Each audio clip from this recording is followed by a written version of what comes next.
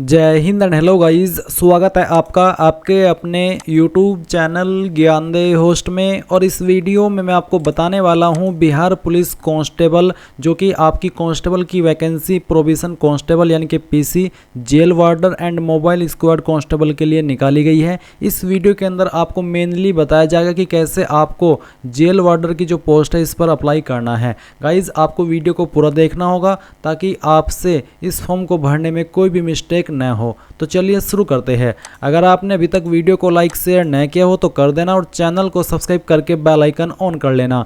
इसके बाद में जो लिंक वीडियो के डिस्क्रिप्शन में दिया है आप ओपन करेंगे, आपके सामने हमारी ऑफिशियल वेबसाइट jobsgyan.in आ जाएगी।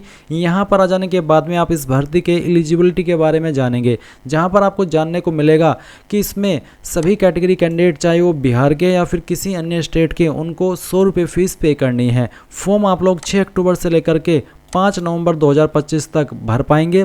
फिर इसके अलावा आप देखेंगे यहाँ पर प्रोविजन कांस्टेबल के लिए आपकी 1603 वैकेंसी है, जेल वार्डर के लिए आपकी 2417 है और मोबाइल स्क्वाड कांस्टेबल के लिए 108 पोस्ट है। इसके बाद आप यहाँ पर फिजिकल मेजरमेंट टेस्ट देखेंगे कि कौन सी कैटेगरी के लिए कितनी हाइट चाहिए, कितनी चेस्ट चाहिए। फिर आप यहाँ पर पीईटी देखेंगे कि कितनी दौड़ आपको लगानी है, कितने टाइम के अंदर। इसके बाद आप जानेंगे कि अप्लाई करने के लिए जो आपकी प्रोविजन कांस्टेबल और मोबाइल स्क्वाड कांस्टेबल की पोस्ट है 12वीं पास की योग्यता मांगी है, या फिर मौलवी सर्टिफिकेट हो, या फिर शास्त्री विद इंग्लिश, या फिर आचार्य विदाउट इंग्लिश ही आपके पास होना चाहिए। जेल वार्डर की पोस्ट पर अप्लाई करने के लिए 12वीं पास की योग्यता सिंपली आपसे मांगी गई है। और गाइज यहाँ पर इसके बाद आप देखेंगे कि इसमें एज लिमिट कौन सी पोस्ट के लिए कितनी है। इसके बाद आप यहाँ पर सिलेक्शन प्रोसेस और ये सब इन्फॉर्मेशन जानने के बाद में अगर आप इसमें एलिजिबल है और आपका इंटरेस्ट है तो आप इंपॉर्टेंट लिंक के सेक्शन से अप्लाई ऑनलाइन लिंक ओपन करेंगे। अब गाइज आपके सामने यहाँ पर अप्लाई पोर्टल आ जाएगा। यहाँ पर आने के बाद में सबसे पहले आप स्टेप फर्स्ट वर्जन इसके ऊपर क्लिक करेंगे। देन आपके सामने इस तरह से इंस्ट्रक्शंस आएंगे। आप इन सभी को चेक करते हुए नीचे की तरफ आएंगे और यहाँ पर डिक्लेरेशन के ऊपर टिक करेंगे और proceed to registration and payment इसके ऊपर क्लिक करेंगे। अब आप यहाँ पर सबसे पहले जो आपका फुल नेम है वो आप डालेंगे। पहले आप यहाँ पर फर्स्ट नेम डाल देना, फिर आपका मिडिल नेम न हो तो खाली छोड़ देना और उसके बाद में जो आपका लास्ट नेम यानी कि सरनेम है वो आप फिल कर देंगे। ये नाम आपको 10th के सर्टिफिकेट के अकॉर्डिंग फिल करना है। फिर नेशनलिटी में आप इंडियन सेलेक्ट कर लेंगे। एप्लीकेंट मोबाइल नंबर, आपका मोबाइल नंबर 10 डिजिट का आपको यहाँ पर फिल कर देना है। उसके बाद में आप यहाँ पर आपका ईमेल एड्रेस एंटर करेंगे। फिर 5 पॉइंट में आपसे पूछेगी कि आप बिहार के निवासी है। अगर आप बिहार के हैं तो आप यस कर देंगे और फिर आपकी जो यहाँ पर जेंडर है वो आप सिलेक्ट कर लेंगे। अगर आप बिहार के नहीं है तो आप इसमें नो करेंगे और नो करने पर आपको बोला है कि अगर आप बिहार से नहीं है और आपकी स्टेट में चाहे कोई सी भी कैटेगरी है आपको यहाँ पर जनरल के अंदर काउंट किया जाएगा। बट अगर आप बिहार से है तो आप यहाँ पर आपका जेंडर सेलेक्ट करके जो आपकी रिजर्वेशन कैटेगरी है बिहार के अंदर वो वाली रिजर्वेशन कैटेगरी आप सिलेक्ट कर सकते हैं। इसके बाद में आपके जैसे कि मैंने यहाँ पर ईबीसी सेलेक्ट किया तो बोला है कि you have selected EBC category, please make sure to submit relevant certificate at the time of document verification.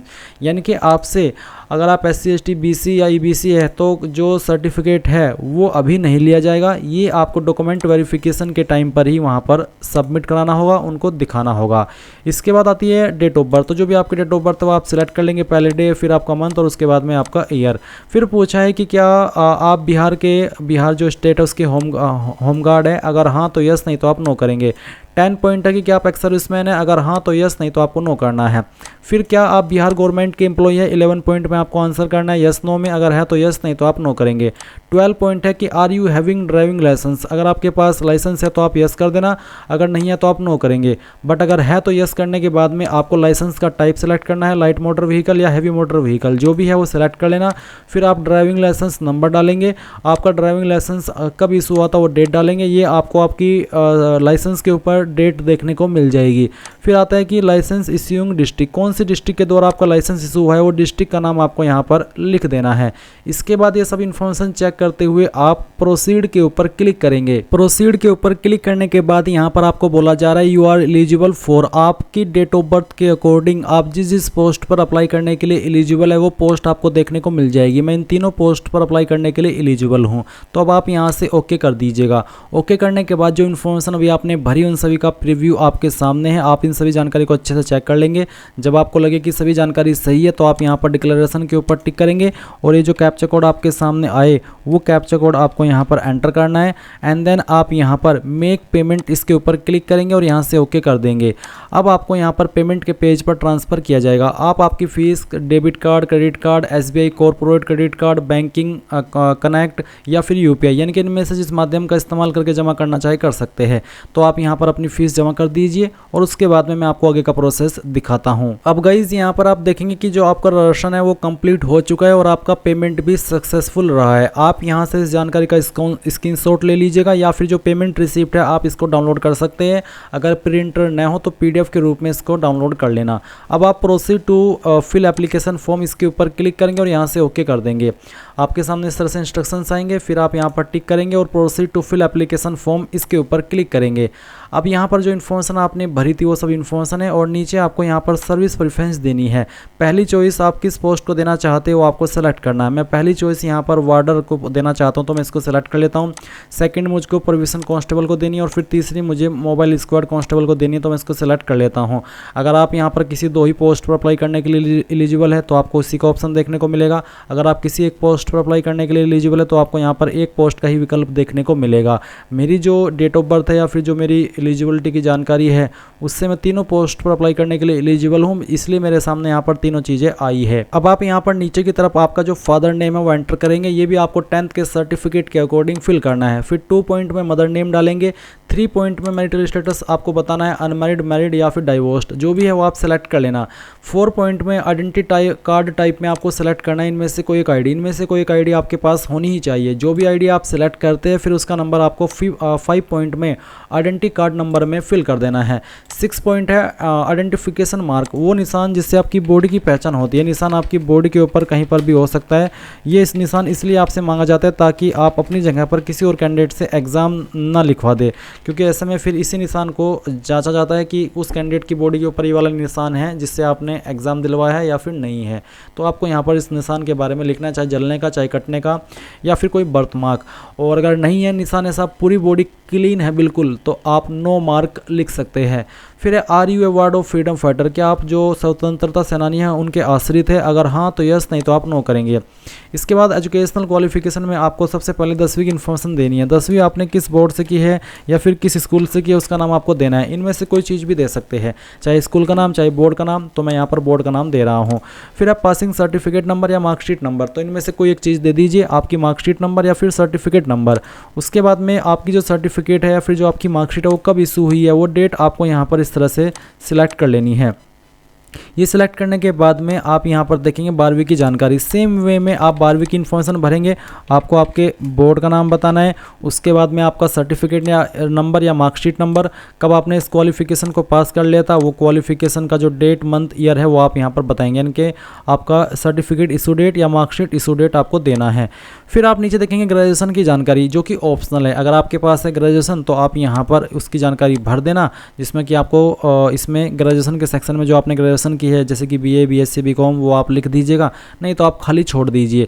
अब आएंगे एड्रेस डिटेल पर। परमानेंट एड्रेस और correspondence address means present address. तो जो आपका परमानेंट एड्रेस है वो आप भरेंगे, जैसे कि house number, flat, plot number क्या है, स्ट्रीट मोहल्ला कौन सा है, लैंडमार्क क्या है, विलेज, टाउन। मैं आपको अगर सिंपल शब्द में कहूँ तो आप इन 3-4 लाइन के अंदर आपका जो भी एड्रेस है वो पूरा का पूरा थोड़ा थोड़ा पार्ट सभी बॉक्स में फिल करके एडजस्ट कर देना। फिर आपके पोस्ट ऑफिस का नाम, उसके बाद में आपकी स्टेट और उसके बाद में फिर जो आपकी डिस्ट्रिक्ट है वो भी आपको सेलेक्ट कर लेनी है। एंड देन जो आपका पिन कोड है वो आप यहाँ पर डाल देंगे। मैं सभी जानकारी डेमो के लिए भर रहा हूँ, कोई रियल इन्फॉर्मेशन नहीं है। और मैंने जो फीस पे की है वो भी मैंने सिर्फ आपको समझाने के लिए, ताकि बाकी कैंडिडेट से गलती ना हो, इसके लिए पे की है, क्योंकि मैं रियल में इस फॉर्म को नहीं भर रहा हूँ। इसके बाद एक सवाल है कि whether it is same as permanent address, यानी कि अगर आपका प्रेजेंट एड्रेस और परमानेंट एड्रेस सेम है तो यस कर देना, सेम नहीं है तो नो करके अलग से अपना प्रेजेंट एड्रेस फिल कर देना।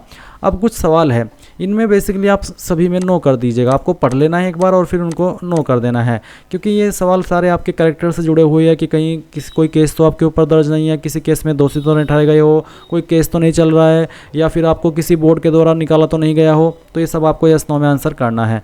फिर आप यहाँ पर आपका फ़ोटो और सिग्नेचर अपलोड करेंगे। फ़ोटो आपका 2 महीने से पुराना ना हो, फॉर्मेट जेपीजी का और साइज 500 KB से कम। किस तरह का फोटो एक्सेप्ट होगा वो आपके सामने है और किस तरह का एक्सेप्ट नहीं होगा वो भी आपके सामने है। तो आप यहाँ पर चूज फाइल के ऊपर क्लिक करेंगे, जहाँ पर आपकी फ़ोटो फाइल है वो आपको सेलेक्ट करनी है, ओपन करना है, आपका फ़ोटो यहाँ पर इस तरह से आ जाएगा। इसके बाद आप सिग्नेचर इंग्लिश और हिंदी का अपलोड करेंगे। इंग्लिश सिग्नेचर में तो आपका सिग्नेचर कुछ भी हो सकता है क्योंकि साइन का मतलब ही साइन होता है, पर जो हिंदी सिग्नेचर है उसमें आप सिंपल आपका पूरा नाम लिख देना और किस तरह के सिग्नेचर एक्सेप्ट होंगे वो भी आप यहाँ पर देख सकते हैं। तो आप यहाँ पर चूज फाइल के ऊपर क्लिक करेंगे और जहाँ पर सिग्नेचर की फाइल है सेलेक्ट करेंगे, ओपन करेंगे, फिर आपका सिग्नेचर आ जाएगा। उसके बाद में जो आपका हिंदी सिग्नेचर है वो सेलेक्ट करना है, ओपन करना है और अब आप यहाँ पर नीचे प्रोसीड के ऊपर क्लिक करेंगे। अब गाइज आपने जो भी जानकारी भरी है उसका प्रीव्यू आपके सामने है। आप एक एक करके सभी जानकारी को बहुत ही अच्छे से चेक कर लेना। अगर आपको लगता है कि कोई जानकारी गलत हो गई है तो एडिट डिटेल्स के ऊपर क्लिक करके एडिट कर लेना, नहीं तो आप यहाँ पर डिक्लेरेशन के नीचे टिक करेंगे, ये कैप्चा कोड डालेंगे और सबमिट एप्लीकेशन के ऊपर क्लिक करके यहाँ से ओके कर देंगे। अब आप देखेंगे कि आपका फॉर्म सबमिट हो चुका है। अब आप यहाँ से प्रिंट एक्नॉलेजमेंट इसके ऊपर क्लिक करेंगे और अपने फॉर्म का जो प्रिंट है वो यहाँ पर इस तरह से PDF के रूप में सेव कर लेना और बाद में प्रिंट करा लीजिएगा। तो गाइज इस तरह से आप लोग आपका Bihar police jail warder online form 2025 भर पाएंगे। आई होप ये प्रोसेस आपको पसंद आया होगा। So thanks for watching. जय हिंद।